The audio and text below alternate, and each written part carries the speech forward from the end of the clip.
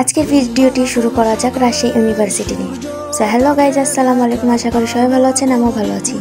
তো আজকে রাজশাহী ইউনিভার্সিটি নিয়ে আপনাদের কিছু ভিডিও দেখাবো।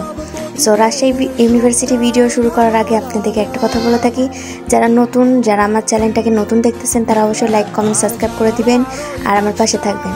সো এখন দেখা যাক। অলিখিত সব কবিতায় আটকে থাকা সৃষ্টি, দেয়ালে